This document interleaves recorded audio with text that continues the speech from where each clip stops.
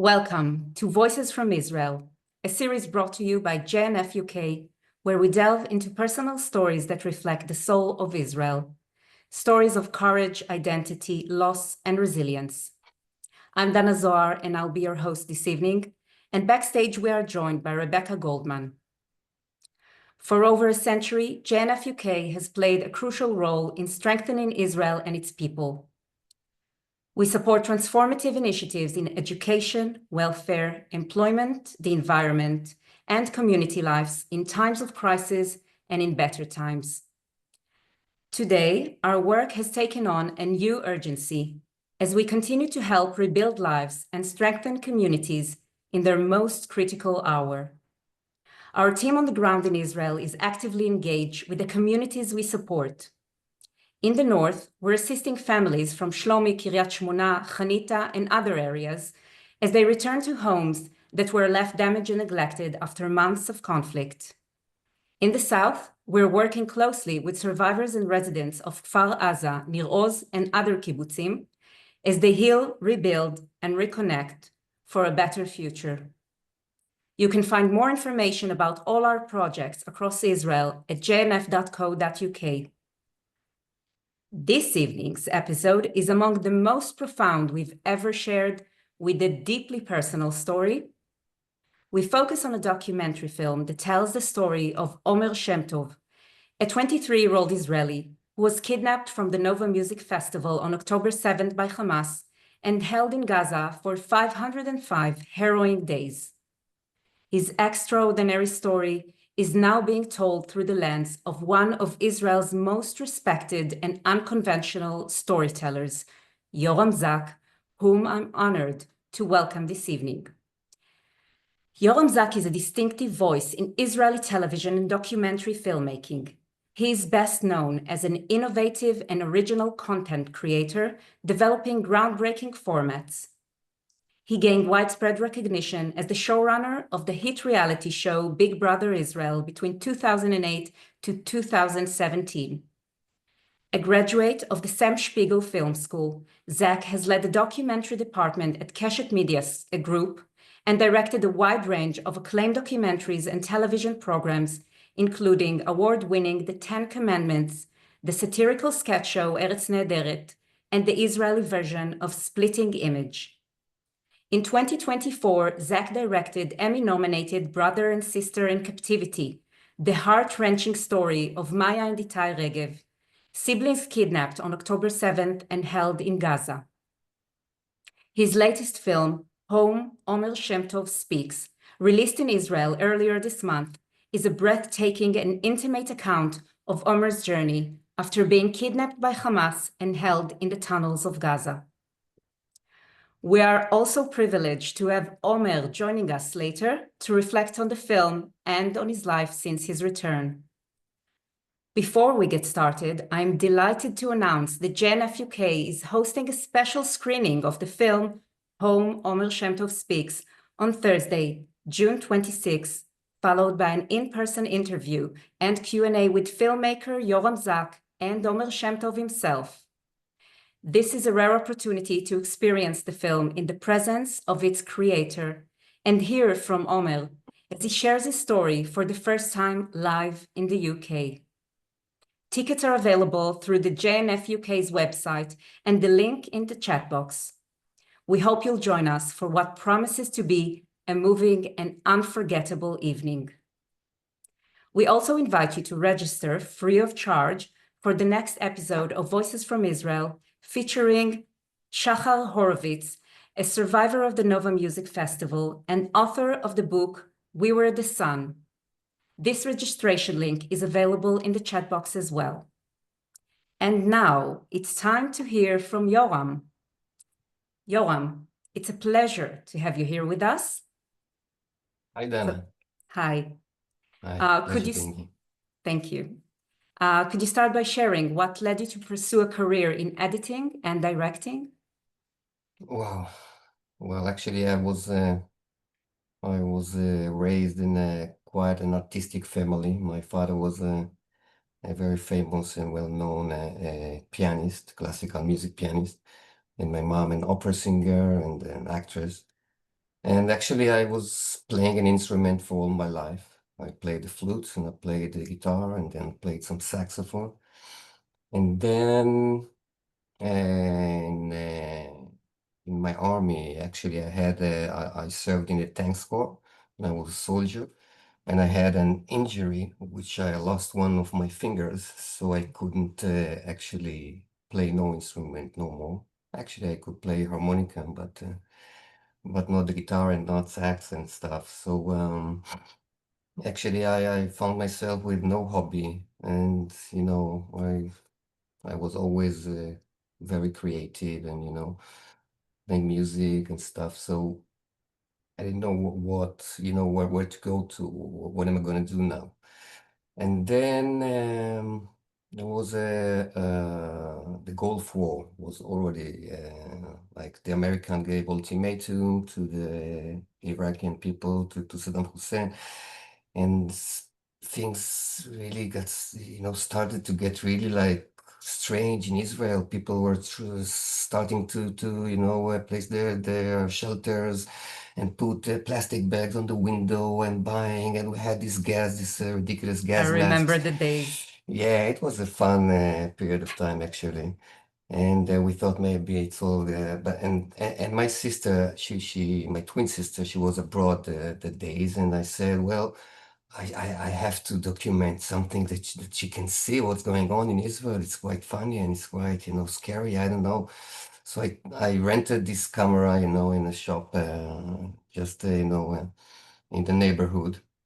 I went to the store to this, and I rented the camera. I wanted just to film for one day or something, but at night the war started and all the stores got closed. So actually, I got stuck with this camera for a few weeks, and I started, documenting and filming and going and interview people in the streets and in the missiles and in the shelters and stuff. And then I saw this ad on TV that they are looking for people who's got footage from the war, after the war ended.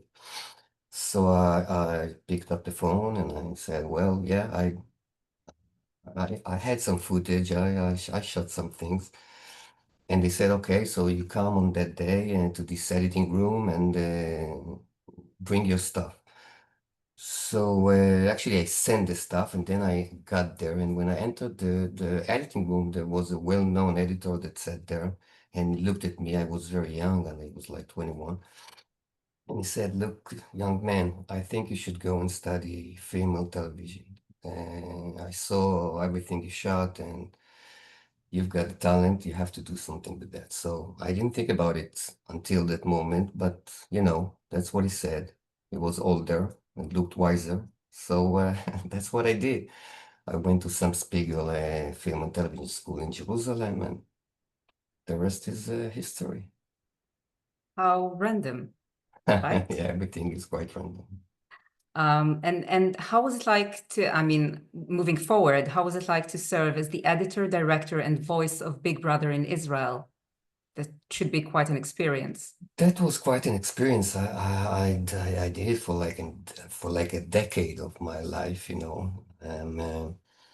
Um, Actually, it started in the UK because in that time I was already a few years working for Keshet Broadcasting, and I ran the documentary department, and they asked me, we bought the format, the Big Brother format, and we didn't know how the Israeli, viewers are gonna cope with it. Respond. Mhm. Yeah, are gonna respond.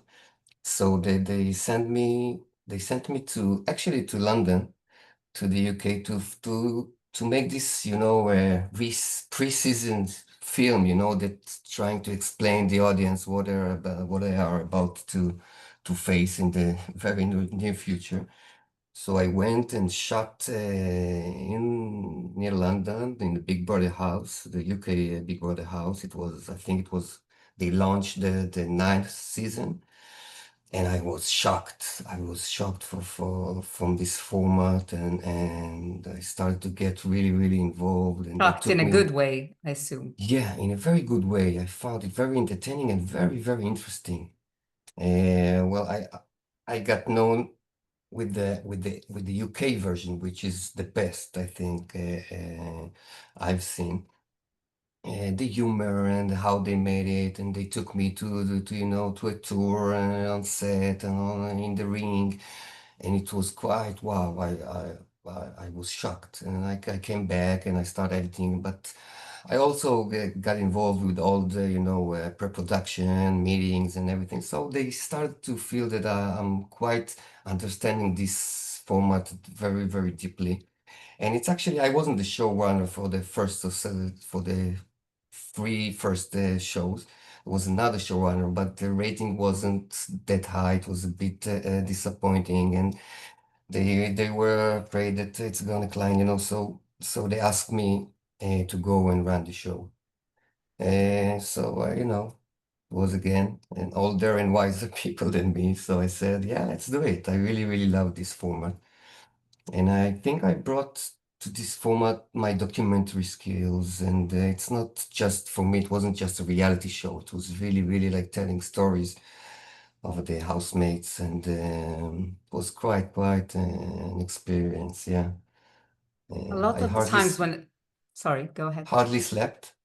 Oh, wow. And it comes with For a decade, it's quite a long time. for a decade, yeah.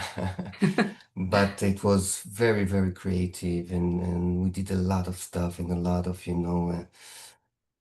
it was quite, yeah, It's it a was social awesome. experiment, so a lot of the times when I watch it, it's almost like a therapy. It's a psychologist, isn't Yeah, it, in a way?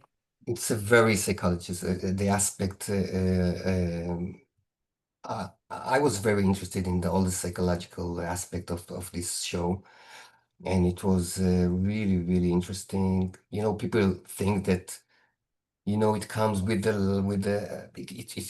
it was all also my voice that was on You air. were the So voice of I Big was Brother. also the voice and also the I showrunner of the recognize, show. yeah. Yeah, I talked a little bit more, like Lower, deeper, lower yeah. than deeper, like Donna, come to the Big Brother.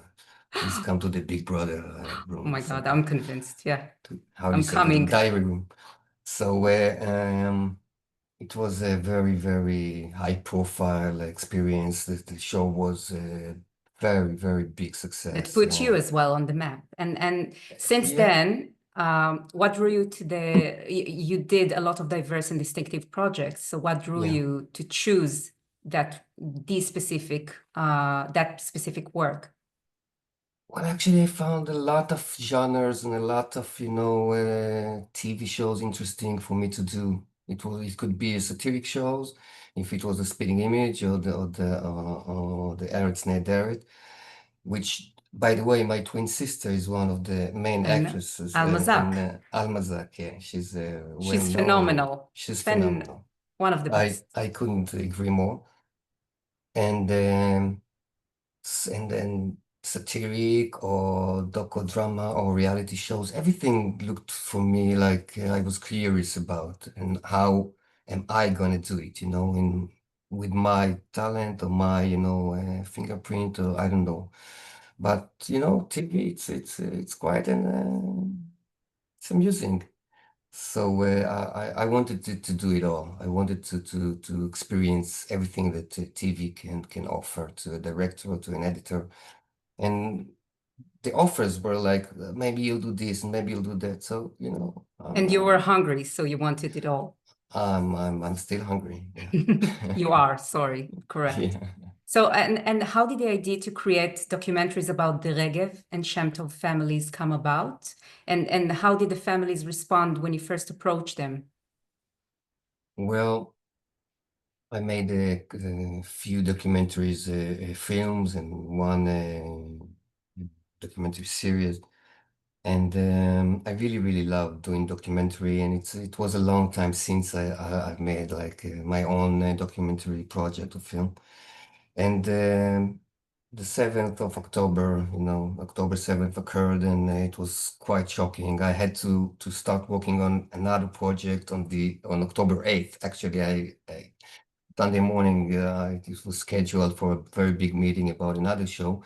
So of course, everything was canceling, and um, everything canceled, and for a few days I didn't know what to do, so I just, tried to help and moving stuff to bases, to army bases and stuff, because I didn't know what to do, and you couldn't stay at home. You were so shocked and terrified, and so you had to do something. But a few days after the October 7th, Keshet asked me to do something, like go choose something to do, start document. And of course, as a documentary director, you immediately felt like this is the place, this is the moment to tell so many stories, and it's quite like a historical period of time for the Israeli people, Endless and amount of stories right now to tell. Just so keep, they many, keep like they coming. keep coming, and in the first days, it was unbelievable. You couldn't believe the stories you heard. So they asked me to do something. And they said, maybe find yourself this family of hostages and then try and start documenting them.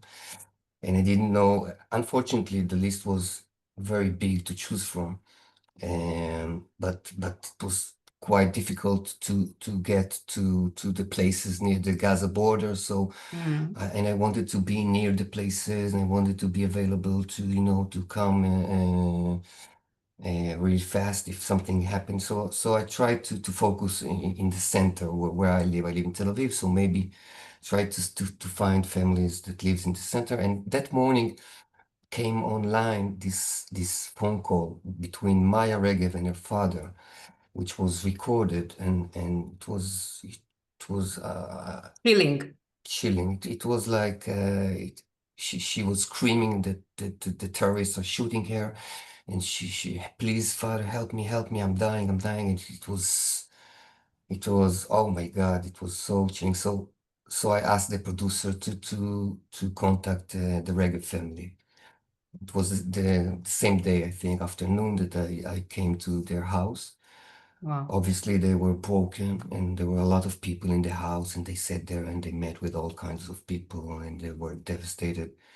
So I just sat there, and they knew who I am because, as I said, I ran this high-profile reality show, and we sat, and I told them, I know it's not easy, but I hope you can understand the value of document shoot you on this period of time. And I made them one promise. I told them, I promise I will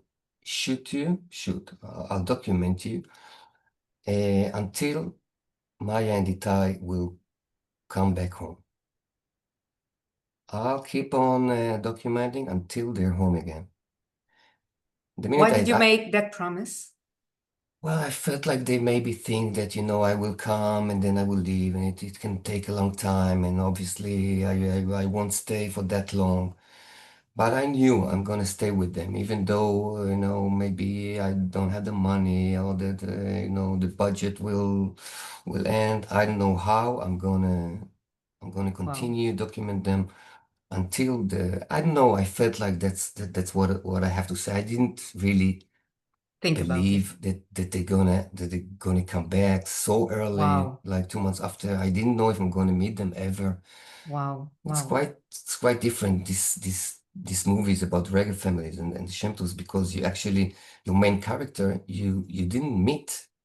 You don't know them. You just hear about them. All your process of documenting, you don't really, and you don't know if you ever gonna meet them.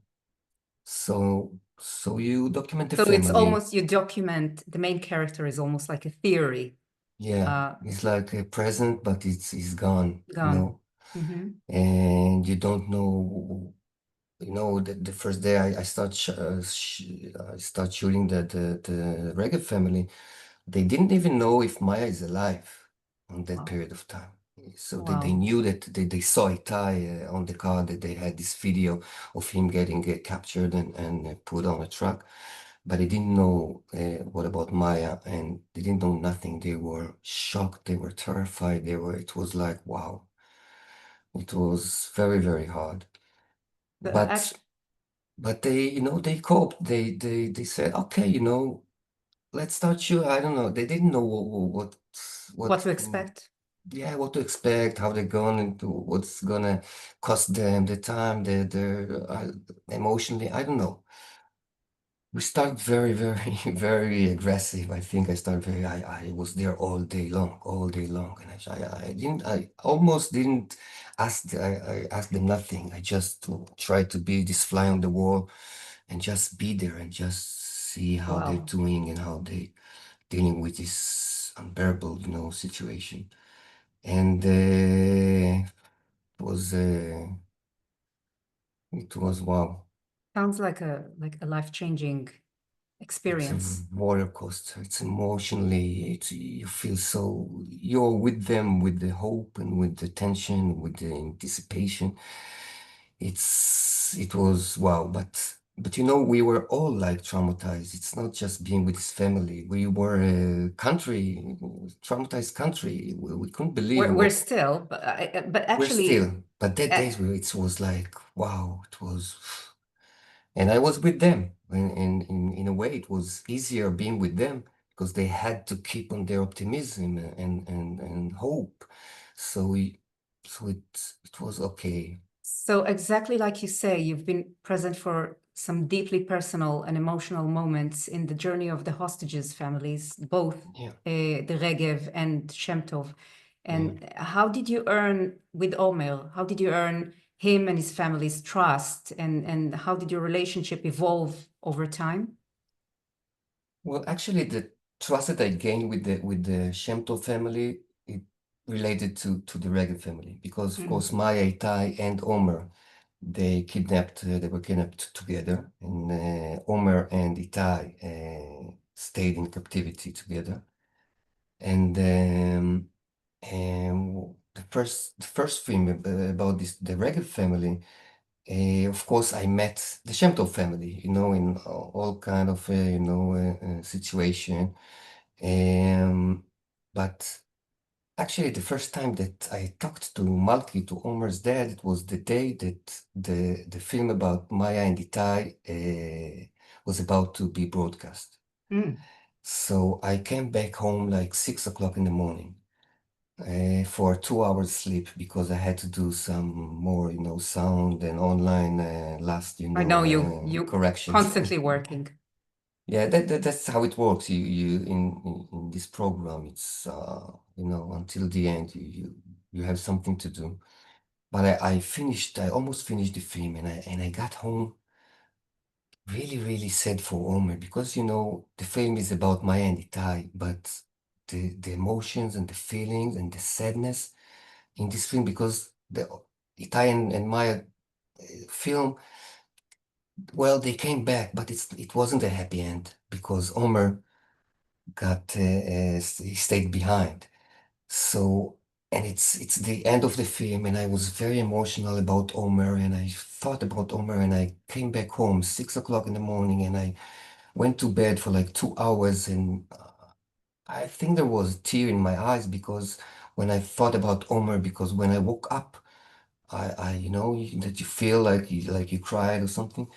So I woke up from this phone call, and it was I didn't recognize the number, and I picked up the phone, and it was Malki, Omer's dad, and he told me, Yoram, hi, this is Malki. I'm Omer Shem Tov's dad. We met before, but I just want to make sure that tonight's film that there's nothing that can, make like put Omer in risk. That there's nothing that they say can maybe harm him or maybe. And I was, I told him, Malki, don't worry. Omer is a big, big part of this film, and we kept him very, very, very safe. And he said, maybe you can still put in the film that he's got asthma and celiac, and that people will know that he's suffering, and he's like in a humanitarian situation. And I told him, look, the film is Done. is done. It's done. But trust me, you're gonna love the film. And they invited Malki and Shelley, Omer's parents, to the studio after the film to interview them. And they called me and they said, "Wow, they were so moved by this film, and got so excited, and they cried their guts out." Wow. And so that's what made the first basically connection with the Shem Tov's family, because they saw the first film, and Omer was a big part of this film, and they saw how I told the story, and the place I kept for him. And So they recognize that they can trust you, I basically. think so. And the film, the Italian Maya's film, my last question to Itai is, how do you think we have to, how do you think we gotta end this film? Because in the beginning I asked them, how do you think we should start the film, or where do we start the film? So at the end I asked Itai, and Itai told me, well, this film can't end before Omer is coming back. I remember. So then, when Omer was on the list, on the humanitarian list, with this hostages deal, I I called Malki, and I told him, "Do you remember what Itai told us on the end of the first film, that this film, we can't end it until Omer is back?" He said, "Yeah, of course I remember." So I told him, "Well, I think we should end the film, and I think we should document you and your anticipation, and how you're dealing with the old situation, and hopefully we can uh, we can Have, be there when Omer is coming back home." have a good So ending to this one as well. Thank God. yes, so that's how the connection started, and when you're You build it there gradually. and you build it very, it's a very delicate You have to be dance. sensitive, and you are a very You sensitive have to be person. very sensitive to know, when you can approach, when you can come closer, and when you have to give these people some slack, the time for Some themselves, space. to some space to be, because there were days that it was possible. They Of felt that they course. woke up in the morning and they didn't want to do nothing, just stay in bed. So God. yeah. Horrible to think that there are people who live through this at the moment. it's Families. it's it's a twilight zone, Yeah, that yeah. there's only few people that feels. I don't think that even there's a word in the dictionary To to define it. describe Yeah. what what what they feel, Mhm. because it's they like, they're nowhere, they're like, it's very hard. It's a very specific emotional state, And because there is trauma obviously involved and a lot of privacy issues, confidentiality issues. I mean, did you feel the tension when you want to tell an impactful story, and but you still want to respect their privacy, Omer and his family's privacy, and he's a young individual. yeah. So Well, first of all, I have to remind you that, well, maybe it's like two periods of time, because there's the time that I document the family, and the kids are still, in captivity. So you're dealing with the family. You're dealing with the family that knows. I think they understand. It takes time, but eventually they understand the value of documenting these events, even for the kids to see what they've been through when they were away, you know. And I think when time passes by, I think also feel something therapeutic mhm. about me and the camera being there and being with them, and looking at them, or asking them, or talking to them, With comfort your them. soft, low voice, yes. I don't After know, things. sometimes, yeah, I don't talk, but just being there, just, being with them in the So same they're boat, not hoping alone. with, so they're not alone. They weren't alone, because they're in their fight for their kids, but there's a lot of people around them. But but I think that they understood the value of the footage that being documented.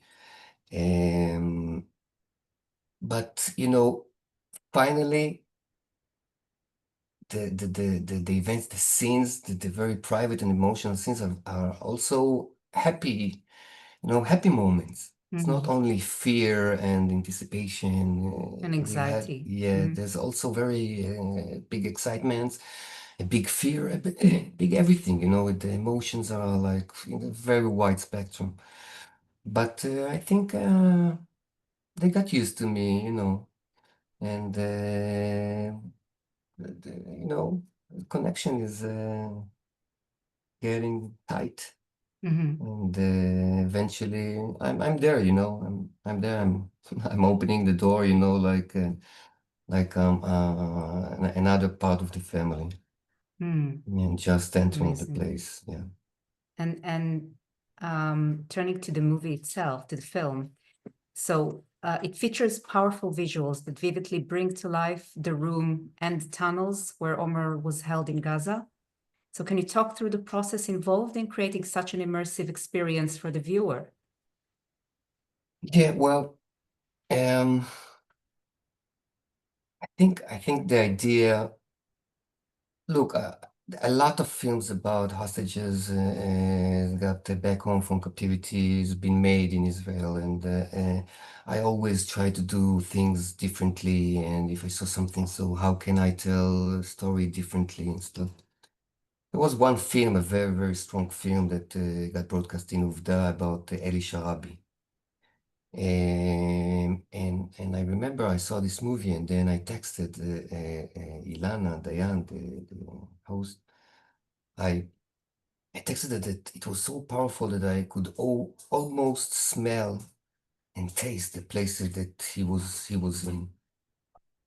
And then actually I thought, how can I make even a more powerful experience for the audience? That they actually, how can I put them in the places that Omer got held? And actually, after Omer came back home, we gave him time. I told his parents whenever he's ready to talk, I'll be glad to talk to him. But just when he's ready, take your time. Don't, I have my time. So then they thought it's time.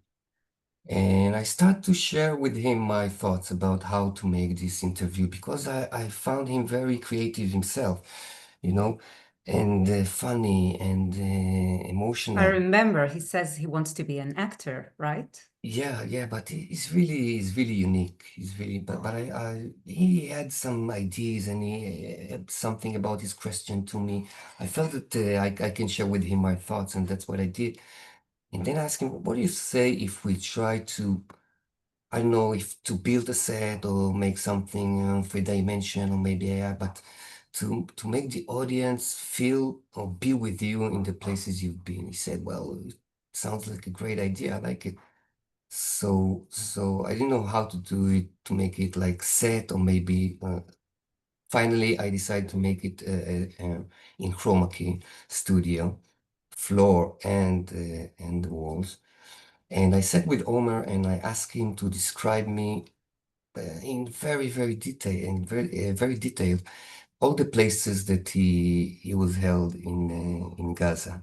There were like two or three apartments and a very small tunnel, like a cage that he was held underground, and another, a bigger tunnel. And we sat for hours and he drew everything, Wow. everything, everything, and the colors of the sheets and the curtains and the size of the window Wow. and the basket for,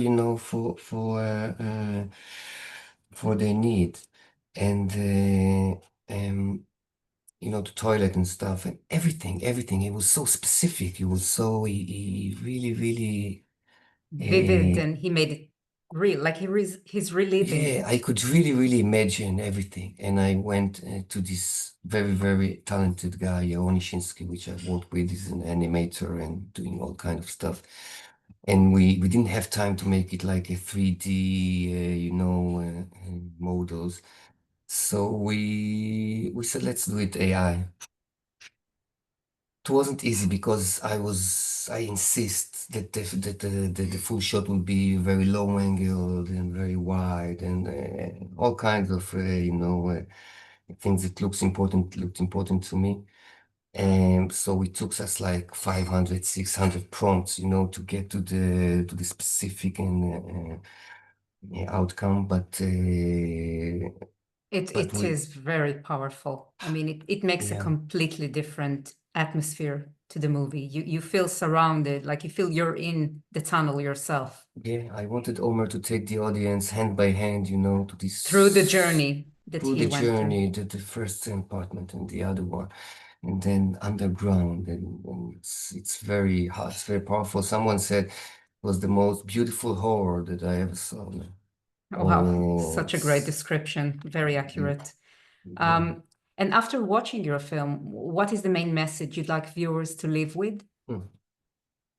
I think these two films, they only have one message, which is bring them home, bring them all home immediately now.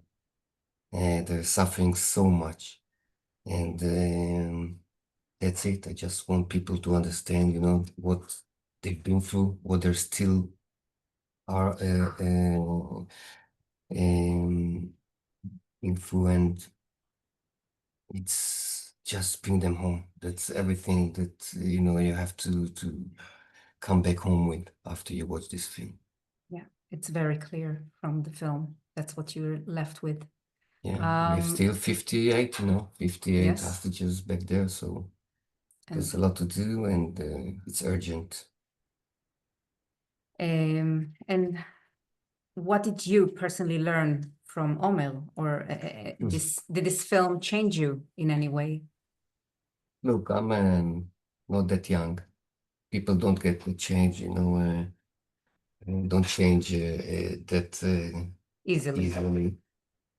But I know what I've learned from Omer. I think I've learned from him.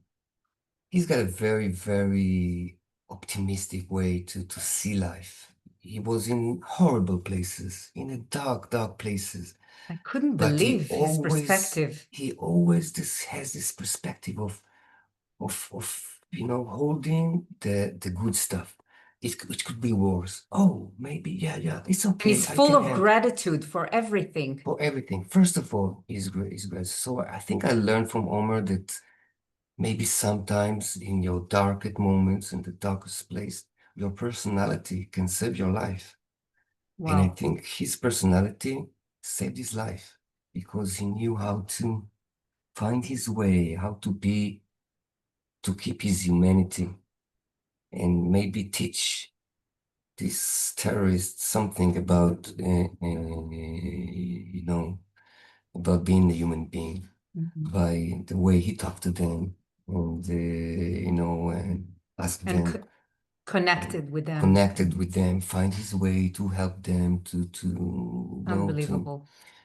and I think his personality, it's just something, Inspiring. it's really inspiring. He's such a cute boy.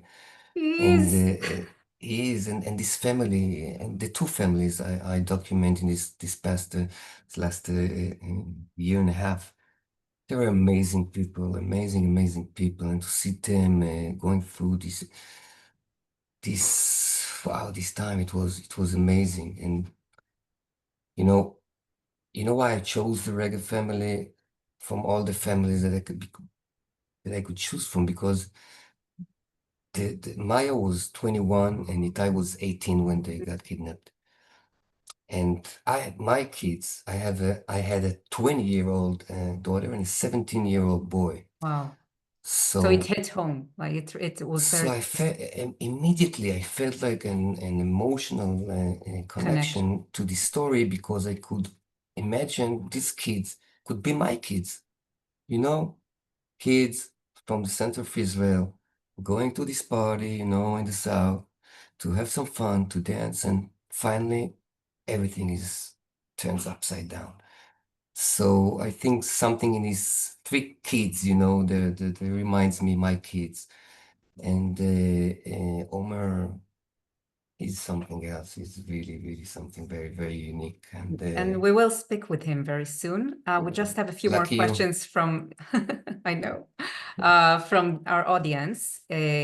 So Mrs. Roseanne Bernstein wanted to know, how did you cope emotionally with making this film when Israel and the Jewish world are still reeling from the terrible events of the last 18 months?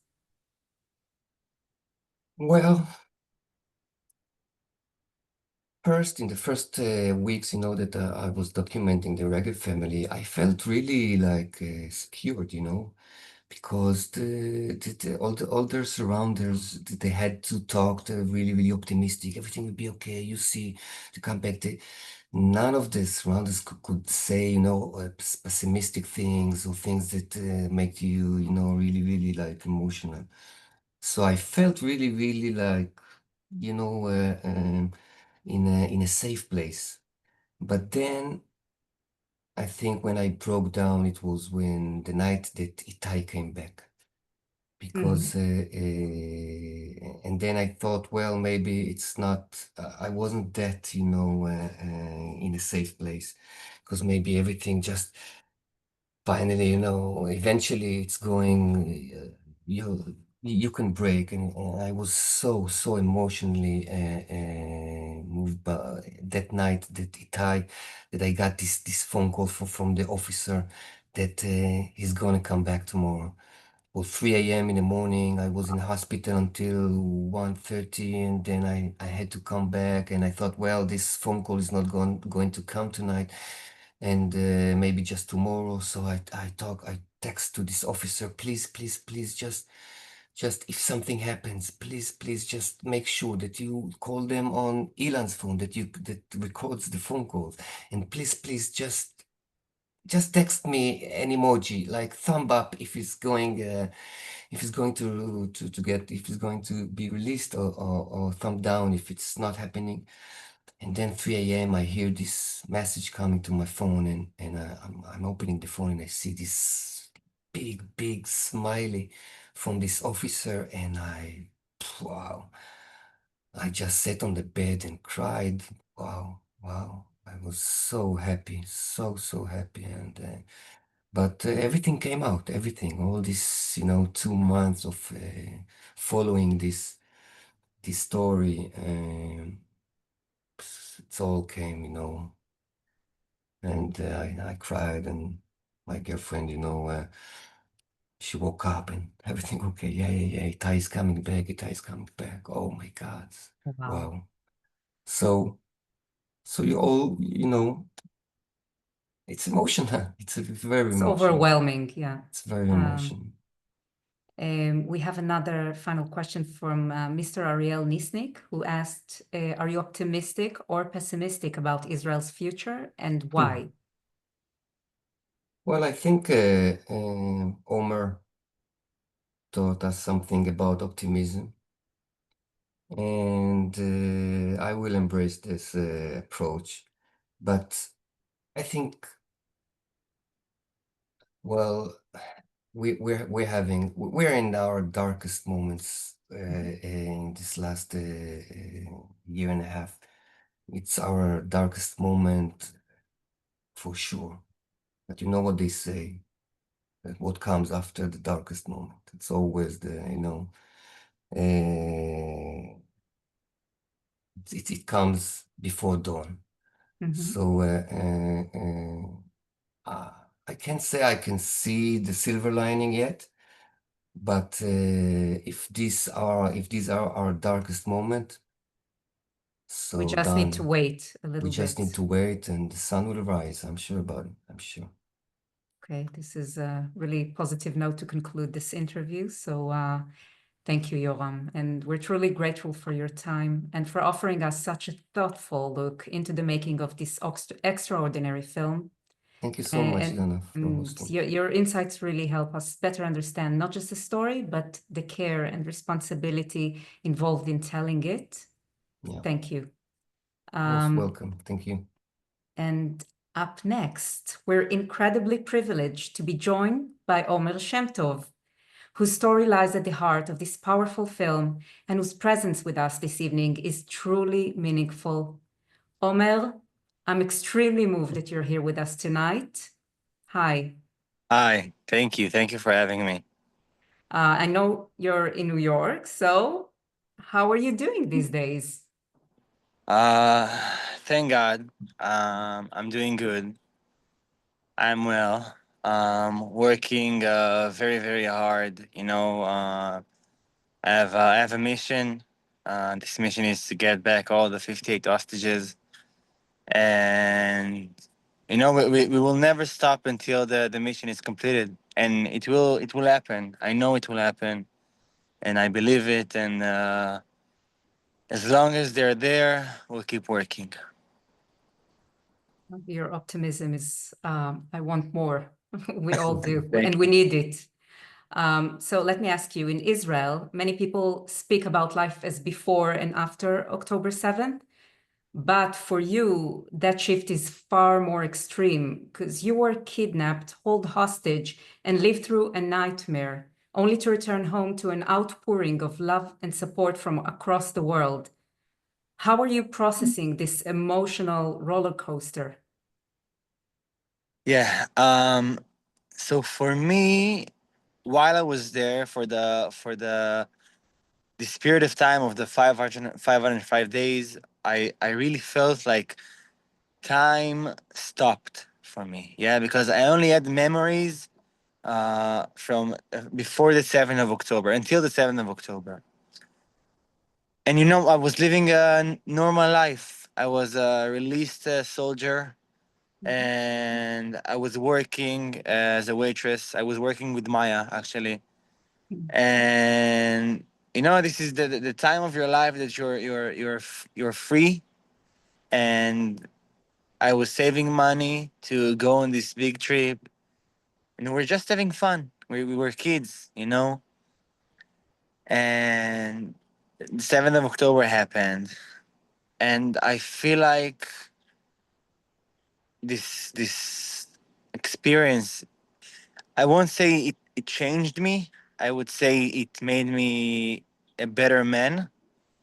Um, but I really, since I came back, I really feel the love and the support from Israel and from Jewish communities around the world, and also Christians. And really, there are amazing people from all over the world, and I accept everything with love, all the hugs and all the kisses, and I feel like I'm blessed, but at the same time, um, there is this feeling of guilt.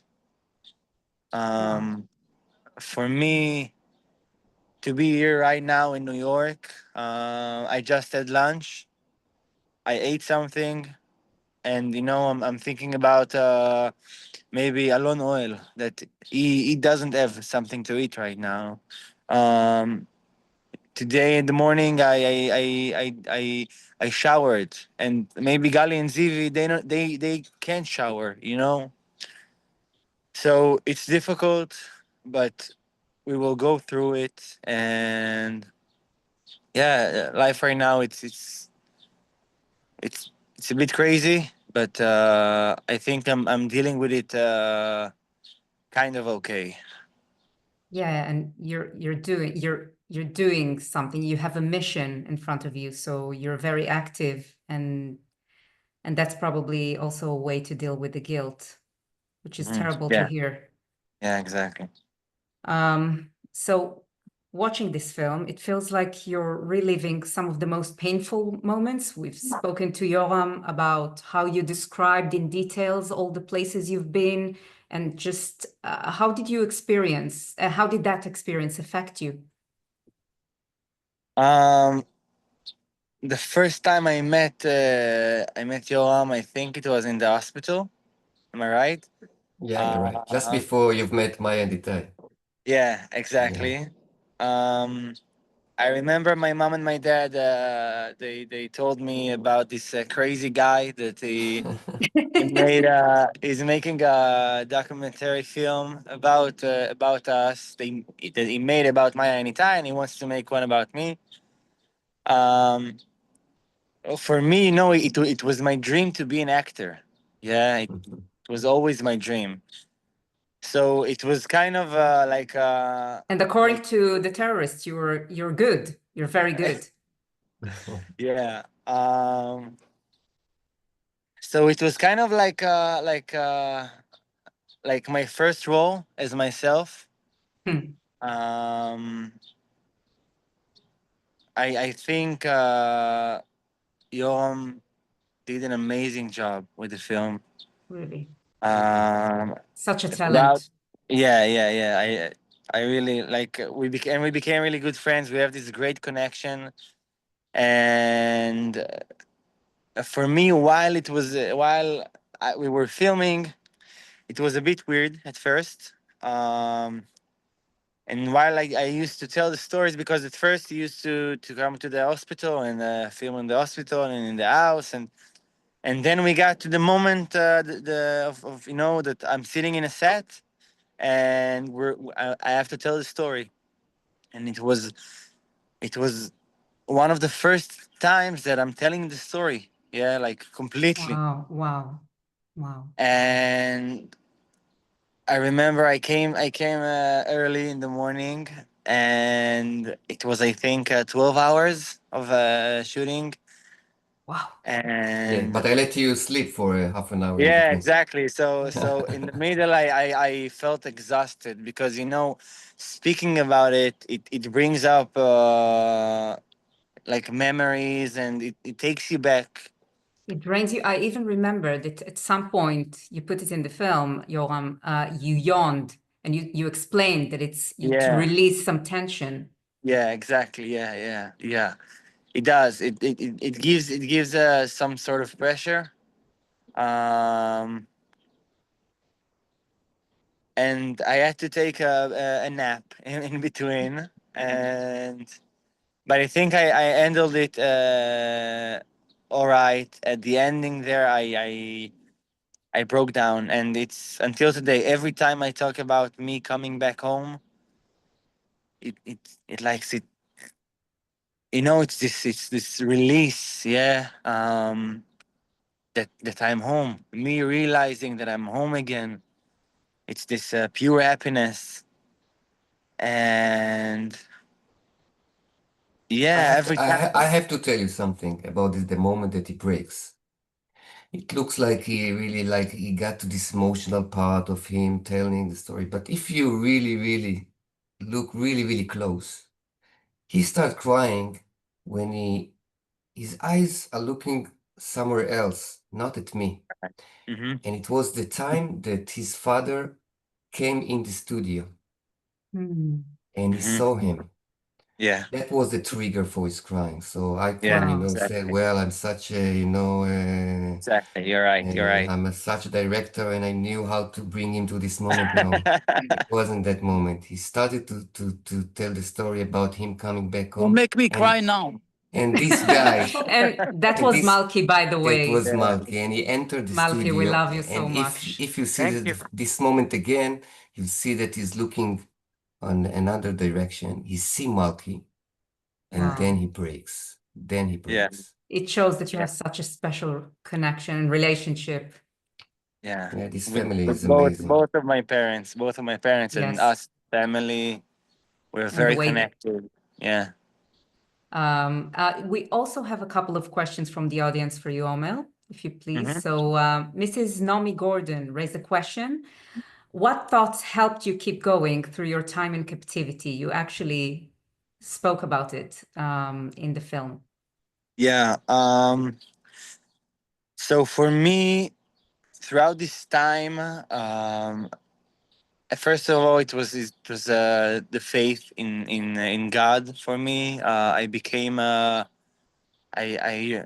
my faith really grew stronger every day. It grew and it grew, and it was just this I put it myself in this mindset that I'm going back home. No matter what happens, I'll go back home.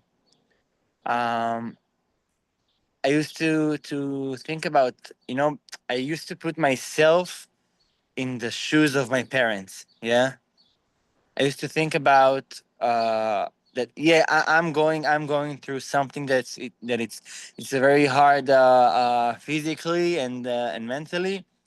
But my parents, yeah, for me, I I I, I thought about them, and I'm thinking to myself, I'm I'm in a better place. Like I didn't know what I would have done if I was them. This feeling of like you're hopeless. Yeah, you Mhm. don't know what to do. Um, but yeah, I always just I kept on going, and I looked straight, and when I had to be quiet, I was quiet, and when I had to do chores, I did chores, and when I had to dig, I digged, and I just kept on going, and I was patient, and I knew I'll come back home. You just kept that faith with you all Yeah, along. exactly. Incredible. Also, we have final question. Miss Helen Sterling asked, how do you think the hostages are so resilient, like yourself? Can you explain resilient for me? Are very strong and No. even Uh-huh. after everything they've been through. Yeah. That's a good question. I'll tell you this. I don't know I all mean, the you keep hostages. on going and you keep, traveling around the Yeah, world, speaking in yeah. front of So thousands I of can people. talk. I can talk about myself. I won't talk by the name of all the other hostages. Me personally, um, it's these are my brothers and my sisters. They're there, and I know what they're going through. And believe me, the thing that I want the most is just to relax and stay at home and forget And to about take care of all of yourself, this. of mentally, physically, Yeah. probably Uh-huh. just But rehabilitate yourself and your family, obviously. yeah, yeah, but we can't move on. We cannot move on. It's everywhere we go. It's everything we're doing. You see the pictures. I remember the first time for me coming to Tel Aviv. Yeah, I used to go before the 7th of October. I used to go to Tel Aviv, and it was like my happy place. I used to go Mm. and go to restaurants and shopping a bit. And I came to Tel Aviv, and I see those faces all around the place. And Tel Aviv, that it was such a happy place, became so sad. You know, and I feel like for me it's this responsibility because I know they're going through hell, and I want them to come back home, so I'll do anything and I'll talk anywhere just for them to just so I could help. um So they are your drive. They're what pushes you yeah, forward, exactly, obviously. exactly. So Omer, thank you so, so much for being with us and for sharing even a glimpse of your astonishing story. Your return is nothing short of a miracle, and as we listen to you, we hold in our hearts the 58 hostages still kept in Gaza and pray for their return home soon. Amen. Man, thank you guys so much. Thank you for having me. And thank you all for joining us to this profound episode of Voices from Israel. Speaking with Yoram Zak and learning about the making of his film has been deeply moving. Yoram, your sensitivity, insights, and commitment to telling Omer's story with dignity and honesty is a reminder of the crucial role storytelling plays in healing and bearing witness. If today's conversation moved you, we encourage you to attend the special screening of Home Omer Shem Tov Speaks on Thursday, June 26, followed by a live Q&A with both Yoram and Omer Shem Tov. Tickets are available on the website or via the link in the chat box. We thank you for watching. Please subscribe, share this episode, and continue supporting our work. Until next time, I'm Dana Zohar, and these are the voices from Israel.